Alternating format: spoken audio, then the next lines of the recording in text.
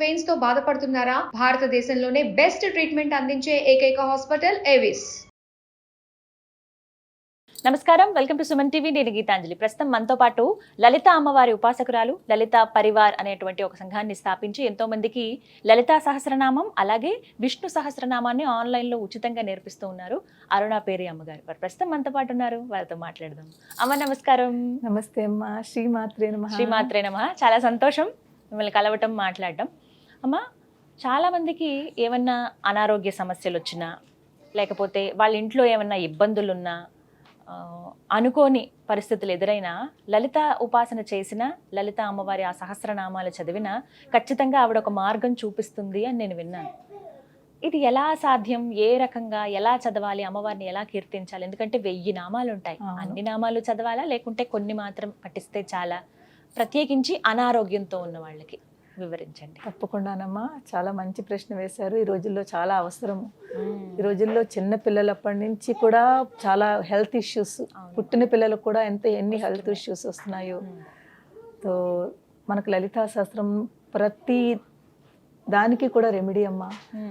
మన లైఫ్లో ఏ ప్రాబ్లమ్స్ అయితే మనం ఫేస్ చేస్తున్నామో ఏదైనా అన్నింటికీ కూడా లలితా శాస్త్రంలో అనేక శ్లోకాలు ఉన్నాయి. అది నిజంగా ఒక రెమెడీ. మనం భక్తి శ్రద్ధతో నమ్మకంతో కనుక పాటిస్తే దేన్నైనా కూడా తీస్తుంది, మనలో ఆ చేంజెస్ కనిపిస్తాయి. అంత గొప్పది ఈ లలితా శాస్త్రము, అంత విశిష్టత ఉంది. మీరు అడిగారు హెల్త్ ఇష్యూస్. అనారోగ్యం ఉన్నప్పుడు ఎటువంటి నామాలు అమ్మవారిని మేము చదువుకోవాలి, పఠించాలి, వివరించండి. లలితా శాస్త్రంలోనమ్మా సర్వ వ్యాధి ప్రశమని సర్వ మృత్యు నివారిణి అని ఒక నామం ఉంది. ఇది 112వ శ్లోకంలో సెకండ్ లైన్ ఉంటుంది చూడండి. 112వ 112లో సర్వ వ్యాధి ప్రశమని సర్వ మృత్యు నివారిణి. ఇది చాలా అద్భుతమైన మంత్రం అమ్మ. ఇది నామము. అదే కనుక మనం మంత్రంగా తీసుకుంటే ఇది ఒక మంత్రం. దీనికి లాస్ట్ లో యై నమః ఒక్కటి యాడ్ చేయాలి. సర్వ మృత్యు నివారిణి యై నమః. సర్వ వ్యాధి ప్రశమని సర్వ మృత్యు నివారిణి యై నమః. ఇది ఎంత అద్భుతమైన మంత్రం అంటేనమ్మా, ఇక్కడ దీని మీనింగ్ తెలుసుకున్నాం. సర్వ వ్యాధి ప్రశమని, అన్ని సర్వము అంటే ఏదైనా, అన్ని బాధలు. వ్యాధి అంటే రోగములు. ప్రశమని అంటే ప్రశమింపజేస్తుంది, అంటే తీసేస్తుంది. సర్వ మృత్యు నివారిణి. మృత్యు అంటే ఇక్కడ భయం అని అర్థం.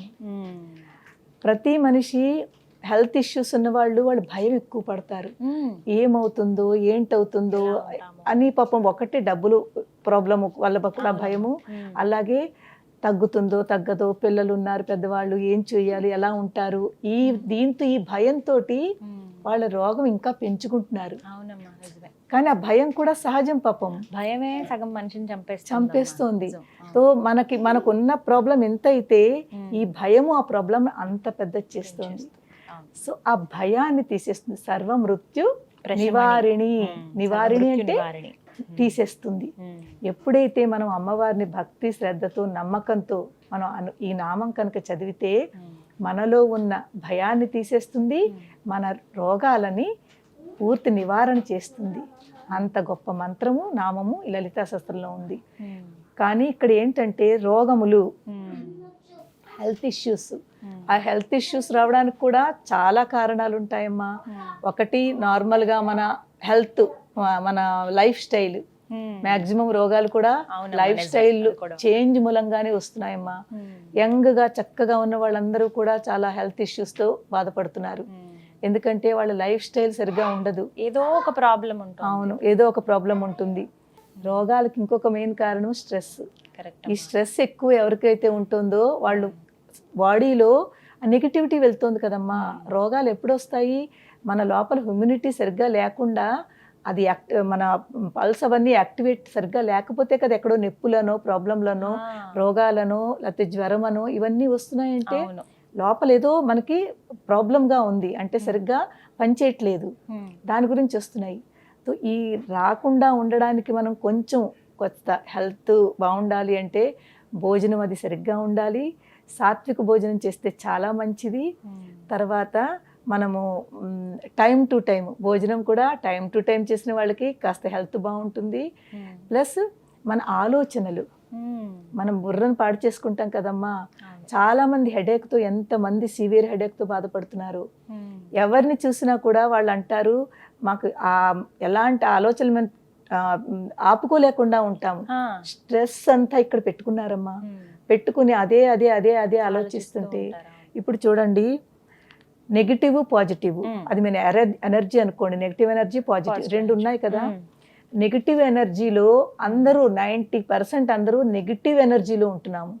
ఆ నెగిటివ్ ఎనర్జీ మనం దాన్ని పెంచుకుంటున్నాము. ఎంత ఉంటుంది అది ఉంటూ ఉంటూ దాన్ని ఆలోచిస్తూ పెంచుకుంటున్నాము. మన చేతుల్లోనే ఉంది, అసలు మన చేతుల్లోనే ఉంది, కానీ ఎక్కువ ఆలోచించేసి పాడు చేసుకుంటున్నాము. సో అలాగే పాజిటివ్, ఇప్పుడు ఈ పాజిటివ్ ఎనర్జీ అంటే ఒకవేళ మనకి ప్రాబ్లం ఉంది, బాధ ఉంది, కష్టం ఉంది, దానిని మనం పాజిటివ్గా ఇవాళ వచ్చింది కదా ఈ కష్టము, దాన్ని ప్రయత్నం చేద్దాము, దాని నుంచి మనం ఎలా బయటపడదామా, ఆ బాధ ఎలా తీరుతుందా. బాధ ఉంది కానీ బాధ బాధ ఎందుకు ఇలా అనుకుంటే అది ఎక్కువ అవుతుంది మీకు. ఏం పర్వాలేదు, ఈ బాధ ఇవాళ ఉంది కదా, దాన్ని మనం ఎలాగ బయటకు పడదామా దాని నుంచి అని ఆలోచన పాజిటివ్గా ఆలోచించండి. ఆ బాధను మర్చిపోయేలాగా మీరు కాస్త ఏదో ఒకటి స్పిరిచువల్లో శ్లోకం కానీ మంత్రం కానీ, లేకపోతే మంచి మీకు హ్యాపీనెస్ ఇచ్చేది. కొంతమందికి డ్యాన్స్ అంటే ఇష్టం ఉంటుంది, కొంతమందికి పాటలు అంటే సంగీతం అంటే ఇష్టము. మీ స్ట్రెస్ని రిలీఫ్ చేసుకోవాలి అంటే ఒకటి స్పిరిచువల్గా ఉండండి. ఒకవేళ అందులో కుదరదు అంటే కొంచెం పాటలు, సంగీతము, లేకపోతే డ్యాన్సు, దీంతో కూడా మీరు స్ట్రెస్ రిలీఫ్ ఉంటారు. ఈ బాధలు ఉన్నప్పుడు కూడా, హెల్త్ ఇష్యూస్ ఉన్నప్పుడు కూడా వాళ్ళు ఆ హెల్త్ను ఎక్కువ పట్టుకోకుండా, ఏ బాధ ఉందో దాన్ని తలుచుకోకండి. వచ్చింది ఉంటోంది, దాన్ని తలుచుకుంటే మీ బాధ ఎక్కువ అవుతుంది. దాన్నే తలుచుకుంటుంటే మీరు డౌన్కి వెళుతున్నారు. దాన్ని తలుచుకోకుండా మీరు యాక్టివ్గా ఉండండి, ఎంగేజ్గా ఉండండి. మనని మనం ఎంగేజ్గా ఉంచుకోవాలి మంచి పనులతోటి. ఆ ఎంగేజ్గా ఉంటే మీ బాధను మర్చిపోతారు. ఒక విషయం చెప్పనా ఇక్కడ మీకు. ఇప్పుడు మనకి ఒక 2 days ముందు చాలా పెద్ద యాక్సిడెంట్ అయ్యి ఒక పెద్ద కొంచెం దెబ్బ తగిలింది చేతి మీదో కాలు మీదో. ఆ 2 రోజులు చాలా బాధపడిపోతున్నా, అయ్యో ఇంత పెద్ద దెబ్బ అని. ఇంకో 2 రోజుల తర్వాత మళ్ళీ పెద్ద యాక్సిడెంట్ అయ్యి ఇంకోటి ఏదో పెద్ద దెబ్బ తగిలింది. ఈ బాధను మర్చిపోతాం, దానికన్నా ఇది ఎక్కువ ఉంది అని అంటున్నాను. ఇది మర్చిపోతాము, దాన్ని పట్టుకుంటాము. అలాగే మనం కూడా మనకి ఏ బాధలైతే ఉందో దాన్ని మనం మర్చిపోవడానికి ప్రయత్నం చేయాలి. ఉంది అని అనుకోకూడదు, ఉన్నా కూడా లేదని అనుకోవాలి. నిన్ననే నేను ఎక్కడైతే ఉన్నానో మీరు చెప్తే చాలా ఆశ్చర్యపోతారు. లైవ్ ఎగ్జాంపుల్, ఇక్కడ హైదరాబాద్లోనే ఉంటూ ట్రీట్మెంట్ జరుగుతోంది. ఆ పేరు అది చెప్పను నేను. ఆస్ట్రేలియాలో ఉంటారు వాళ్ళు. ఆస్ట్రేలియాలో ఉంటారు. అమ్మాయి చాలా 40 years అమ్మాయి, క్యాన్సర్, చాలా అంటే లాస్ట్ స్టేజ్ క్యాన్సర్ అమ్మాయి. అక్కడ డాక్టర్స్ గివప్ ఇచ్చారు, ఇంకా మీకు ఏం అవ్వదని చెప్పారు. ఇంకా అలా చెప్పిన తర్వాత వాళ్ళు ఇక్కడికి వచ్చారు, హైదరాబాదు. ఇక్కడికి వచ్చి ట్రీట్మెంట్ స్టార్ట్ చేశారు. ఎవరి ద్వారానో వాళ్ళకి తెలిసింది, ఇలా లలితా పరివార్ వాళ్ళు లలితా శాస్త్రం అది నేర్పుతున్నారు, బాగుంటుంది, చాలా బాగుంటుంది, మీకు మైండ్ ఫ్రెష్గా ఉంటుంది, మీరు జాయిన్ అవ్వండి అని. తను ఎలాగో అలా పట్టుకుని జాయిన్ అయింది. క్లాసెస్ నావన్నీ వింటుంటే నేను ఒక దాంట్లో ఇలాగ మీనింగ్ చెప్తున్నాను కదా, చాలా మనసుకి అట్టుకుంది అనమాట. అమ్మ ఎంత బాగా చెప్తున్నారో అని తన బాధను మర్చిపోయి దీంట్లోకి వచ్చింది. అంటే ఇది ఆలోచించడం మొదలుపెట్టింది. చూడండి, అంత బాధలో ఉంది, ఆ స్టేజ్లో ఉంది, తన బాధను మర్చిపోతోంది. మర్చిపోయి దీన్ని ఎంత ఆనందం వస్తుంది కదమ్మా. ఒక పక్కన బాధ ఉన్నా దాన్ని డౌన్ చేస్తోంది ఈ సంతోషం. అప్పుడు తనకి అర్థమైందిట, తన ఇంట్లో ఇప్పుడు ఆ అమ్మాయి ధైర్యంగా ఉంది. ఎవరి ద్వారానో తెలిసింది నేను హైదరాబాద్ వస్తున్నానని. అంత అంటే తను ఏంటంటారు దాన్ని, ఇవి చేయించుకుంటోంది, థెరపీ ఉంటుంది కదా, రేడియేషన్ థెరపీ జరుగుతుంది. నిన్ననే తనకి థెరపీ ఉండాలి. థెరపీ అంటే చాలా బాధ ఉంటుంది, కిమో అంటారు కదా, కిమో ఇస్తున్నారు. ఆ చేయించుకున్నప్పుడు ఎంత బాధ ఉంటుందో. కానీ తనకి ఒక ఇదనమాట, ఎలాగైనా అమ్మ వచ్చారు, నేను వెళ్ళాలని. నాకు మా మెంటర్ ద్వారా తెలిసింది, అమ్మ తను మీ దగ్గరికి వస్తుందిటని. నేను వద్దన్నాను, అమ్మ తను కిమో చేయించుకుంటోంది, అస్సలు బాగోలేదు, నేను అమ్మాయి దగ్గరికి వెళ్తాను, అమ్మాయి ఎక్కడుందో చెప్పండి, నేను వెళ్తాను అని చెప్తే తను అందిట లేదు, నేను అమ్మ దగ్గరికి వెళ్ళాలి, అమ్మ నా దగ్గరికి వద్దు, నేను అమ్మని దగ్గరికి వెళ్ళాలని తన పేరెంట్స్ తోటి, తన హస్బెండ్ తోటి వచ్చింది నిన్న. వచ్చింది, వచ్చి కలిసింది. బాధ ఉంటుంది, ఒక బాబు ఒక పాప, పాపం చిన్న పిల్లలు తనకి. తో కానీ తన ముఖంలో ఒక ధైర్యం చూశాను నేను. ఆ ధైర్యము స్పిరిచువల్లా వచ్చింది తనకి, భక్తితో ఉండి. ఇలాగే చూడండి, ఎవరిదైనా ఇప్పుడు మీరైనా నేనైనా లైఫ్ని ఎవ్వరు మనం జడ్జ్మెంట్ చేయలేము. మన లైఫ్ ఇంత ఉంది అని ఎవరైనా చెప్పగలరా? అసలు అది సాధ్యం కాదు, అది మన వాళ్ళ కాదు. మనం ఇంత అందంగా ఇప్పుడు మాట్లాడుతున్నామా, నవ్వుతూ ఉన్నామా, నెక్స్ట్ క్షణం ఎలా ఉంటుందో మనకేం తెలుసు? చెప్పలేము, ఎవరికి చెప్పలేము. తనకి నేను అదే అన్నాను, ఎవరిది లైఫ్ మనం ప్రిడిక్ట్ చేయలేము. అందు గురించి ఏది జరుగుతుంది, ఇలాగ ఎందుకు అయిపోతుంది అని బాధపడే కంట ఏది జరిగినా పర్వాలేదు అని మనము దానికి ప్రిపేర్ అయిపోయి ఏం పర్వాలేదు అని మనము దాన్ని ఆ నెగటివిటీ నుంచి బయటకు వస్తే తప్పకుండా పాజిటివిటీ ఎప్పుడైతే పెరిగిందో మీలో మీకు ఆ డాక్టర్లు ఏదైతే చెప్పారో దాన్ని కూడా మీరు క్రాస్ చేస్తారు, ఇంకా బాగుంటుంది మీకు అని చాలా మంచిగా చెప్పాను. ఇదే శ్లోకం నేను అమ్మాయికి ఇచ్చాను. సర్వవ్యాధి ప్రశమని సర్వమృత్యు నివారిణి అయిన మహా, ఈ శ్లోకం అమ్మాయికి ఇచ్చాను. తర్వాత ఆ అమ్మాయి ఇప్పుడు నేను అన్నాను, చూడండి అమ్మ, డాక్టర్లు అమ్మాయికి టైం కూడా ఇచ్చారు. కానీ నేను అన్నాను, లేదు, నాకు మీలో అది కనిపిస్తోంది, మీరు చాలా బాగుంటారు, మీరు చెయ్యండి, మన ప్రయత్నం మనం చేద్దాము, తర్వాత అమ్మవారు ఏం చేయాలో తను చూసుకుంటుంది. కానీ మనం బాధపడుతూ ఇంకా ఒకవేళ సపోజ్ 1 year ఇచ్చారనుకోండి, 6 months ఇచ్చారనుకోండి, ఆ 6 months బాధపడుతూ ఉండే కంట పాజిటివ్గా నవ్వుతూ, అబ్బా ఇంకా నా దగ్గర 6 నెలలు ఉంది, మనం ఎందుకు అలా తీసుకోమమ్మా? భయపడతాం కదా, భయమే కదా మెయిన్. ఇంకా నా దగ్గర ఇంకా 6 నెలలు ఉంది అలా అనుకోండి. అయ్యో ఓన్లీ 6 నెలలేనా అనుకునే బదులు 6 నెలలు ఉంది. మనకు పరీక్షకు మహారాజుని గుర్తు చేసుకోండి. మా పరీక్షితుల వారి దగ్గర 7 రోజులే ఉండాలి. ఆ 7 రోజులు పాజిటివ్ గా తీసుకుని భాగవతం అంతా విన్నారు, విని మోక్షానికి వెళ్ళారా లేదా? 7 రోజులు నా దగ్గర ఉందనుకున్నారా లేదా? ఓన్లీ అయ్యే నా దగ్గర 7 రోజులే ఉందని ఏడవలేదు కదా. ఎంత ధైర్యంగా ఉన్నారు అతను. అలాగా మనం కూడా మన జీవితంలో నెగిటివ్ గా ఆలోచించకుండా ఆ బ్యాడ్ పర్సన్ పాజిటివ్ లోకి తీసుకోండి. అప్పుడు మీ లైఫ్ ఇంకా బాగుంటుంది, ఆనందంగా ఉండగలుగుతారు. సో ప్రతి వాళ్ళకి ఈవెన్ ఈ శ్లోకం అమ్మ పాపం చిన్నపిల్లలు ఉంటారు, వాళ్ళు పలకలేరు కదా. అయితే ఈ శ్లోకం ఎన్నిసార్లు పఠించాలి, సమయము, ఇవి కూడా చెప్పండి. చాలా మంచిది. ఇప్పుడు ఈ సమయము పఠించడము మనకు ఒక మినిమం కూడా పెట్టుకోవచ్చును. అందరి దగ్గర టైం లేని వాళ్ళకి మినిమం 11 times మీరు ఈ శ్లోకం చదువుకుని ప్రతిరోజు చదువుకోవాలి.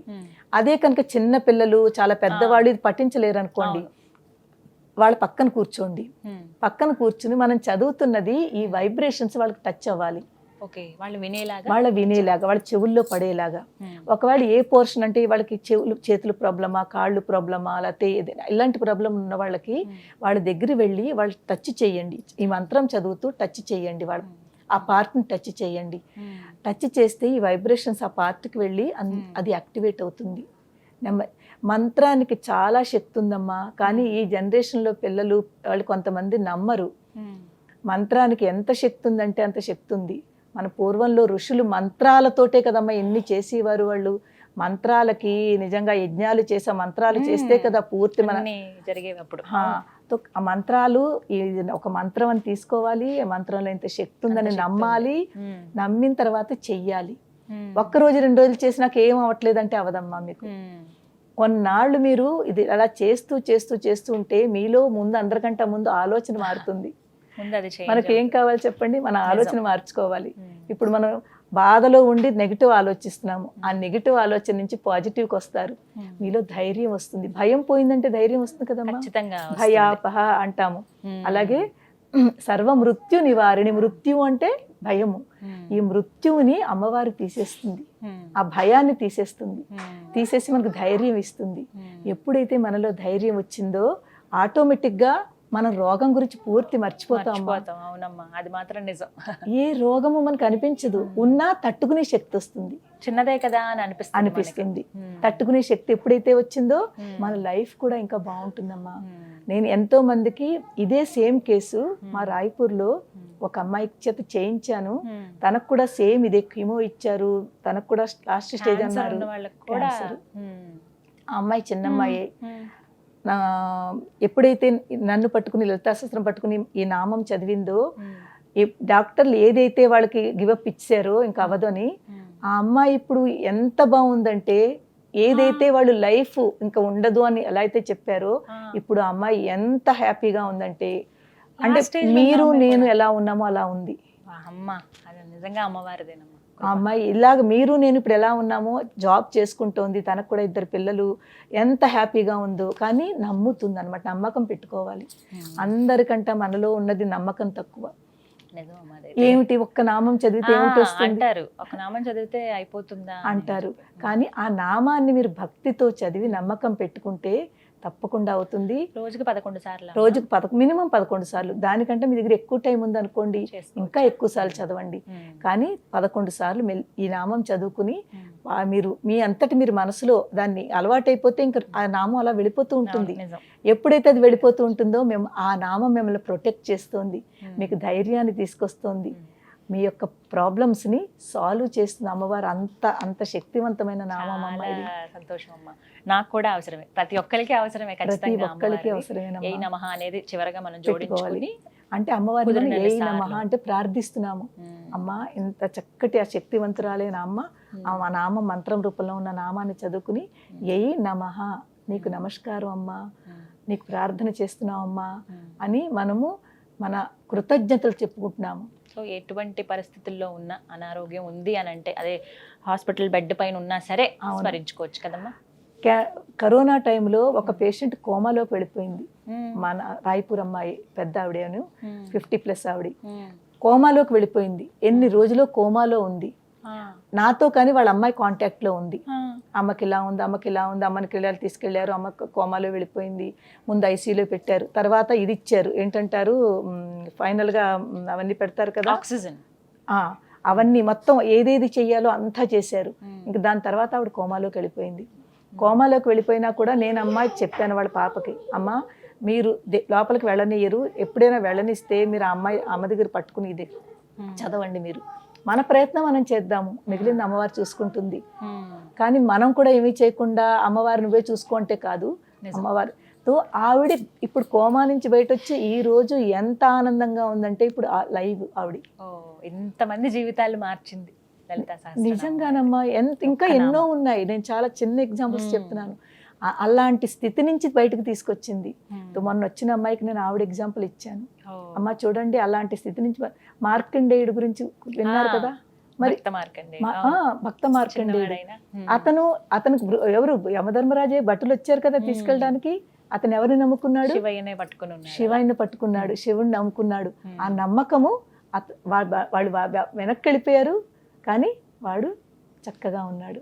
ఆ నమ్మకం మనలో కూడా ఉంటేనమ్మా మనం కూడా మన లైఫ్ని మనం పెంచుకోవచ్చును. దేలాగా అమ్మవారి యొక్క నామస్మరణ చేస్తూ. చాలా చక్కగా చెప్పారమ్మా. 112వ శ్లోకంలో సెకండ్ లైన్ ఏమా, సర్వవ్యాధి ప్రశమని సర్వమృత్యు నివారిణి అయిన మహా. ఇది మినిమం 11 సార్లు, మాక్సిమం వాళ్ళ ఇష్టము, ఎప్పుడైనా సరే చదువుకోవచ్చును. చాలా సంతోషం అమ్మా, ధన్యవాదాలు. శ్రీమాత్రే నమః అమ్మా.